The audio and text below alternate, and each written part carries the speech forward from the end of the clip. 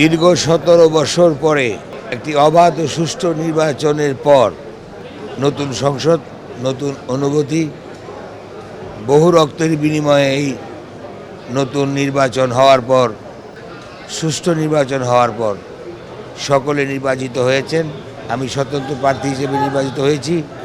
আশা করি এই মহান সংসদে যারা এই নতুন নির্বাচন অনুষ্ঠানে করতে গিয়ে, গণতন্ত্র পুনরুদ্ধার করতে গিয়ে যারা আত্মাহুতি দিয়েছেন এবং এই নতুন বাংলাদেশ গড়ার লক্ষ্যে যারা ত্যাগ সৃষ্টি করেছেন, তাদের কাছে কৃতজ্ঞতা প্রকাশ করছি। যারা আহত নিহত হয়েছেন তাদের আত্মার মাগফিরাত কামনা করছি। আশা করি এই মহান সংসদে সকলে মিলে একটি নতুন বাংলাদেশ যাতে আমরা গড়তে পারি, সকলের প্রত্যাশা তাই। আমারও প্রত্যাশা সংসদে স্বাধীনভাবে কথা বলতে পারবো, জনগণের কথা বলতে পারবো, আমাদের মুখ কেউ আটকে রাখতে পারবে না। সকলে আমরা একসাথে নতুন বাংলাদেশ গড়তে পারবো এই সংসদে, এটা আশা করি। সকলকে ধন্যবাদ।